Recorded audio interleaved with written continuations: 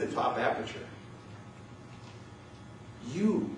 What breathes life into you? What breathes life, what gives life to that ox is food. Well, we all need food too, but we need spiritual food too. The truth is, you can't have anything flowing out of you. You can't be an instrument of love unless you have love flowing into you.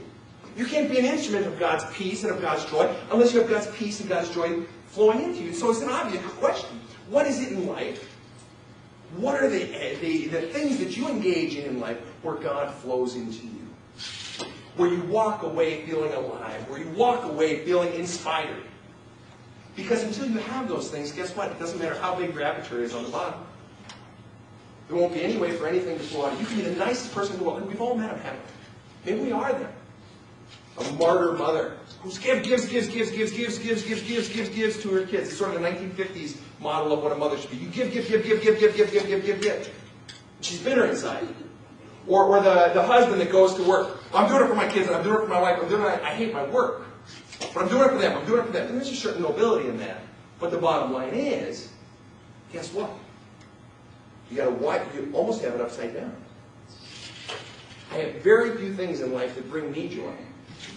But I have all of it draining out the bottom of me, right? Guess what? You're going to dry up pretty quick.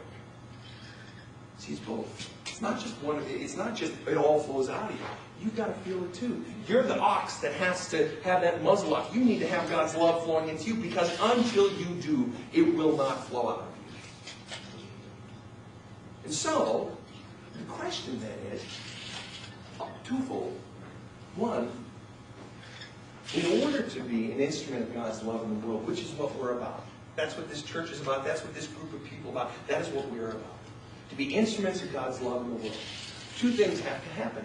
One, you have to identify, and I know this sounds sort of psychology-ish or self-helpish, but this is it. This is how we translate text. Biblical texts that can oftentimes be so arcane, this is how we translate it into our lives. It's not enough to know the text. It's not even enough to feel the text. You have to be able to do the text. You have to be able to live this. Faith is not beliefs solely. Faith is action.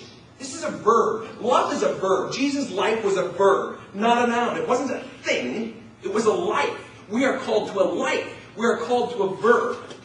And so the way we translate this into that verb, into action, is by asking these questions that may seem ridiculous. But the question is this. What is it in your life that breathes life into you? Really? God is giving you these things as a gift. This is God's way of saying, I like you a lot. How are you doing this?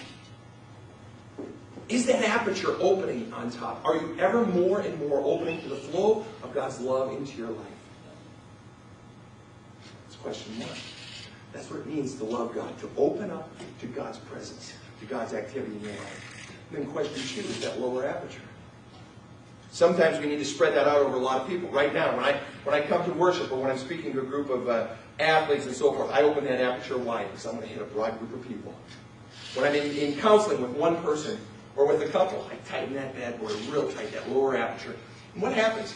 When you're out watering your lawn on Saturday, you got the hose and you're watering and maybe one of the kids runs by and you put your thumb over the end of the hose and just squirt him as he's running by, right? All of a sudden the pressure increases in that hose and it comes out in a much harder projectile, doesn't it? I mean, it comes out just hard and tight right out of that hose. Sometimes you have to tighten that aperture. Sometimes we need to intensify that flow of love because we're focusing on one person, and sometimes we diffuse it over many people. But the bottom line is this. The second question is this. Where is God calling you to be an instrument of love? Where is God calling you to direct your flow? Or even to perceive that question, are you a flow? Are you a cup? Now, I know most people in this room, I know we've got a lot of wonderful friends in this room. But is God challenging you to open that aperture some more on the bottom? Or maybe God is challenging you to open up some more. Maybe you've been just flowing out of you, but there's not enough flowing into you. Maybe that's it. But you've got to look at your life. And you've got to pray. You've got to say, God, which aperture is out of joint here? Challenge me, Lord. Which aperture can I open more? or learning how to open them and tighten them. Learning when you're in a time of receiving God's love and God's peace and God's joy into your life, and knowing when God has put you in a situation where you're being called on to let it flow out of you. It's both. It's both. If it's just flowing out of you, you'll dry up real quick. If it's just flowing into you and not flowing out, you become spiritually constipated. You become toxic in your own self-love.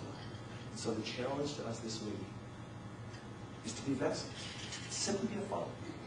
You do nothing else in your life. To be a funnel. To be a spiritual funnel is as high as you can go. Jesus said, my first and greatest commandment.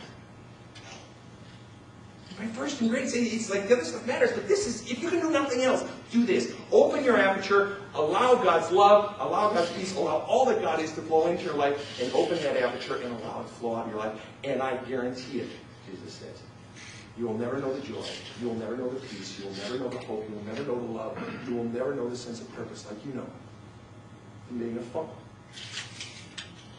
being an instrument of God.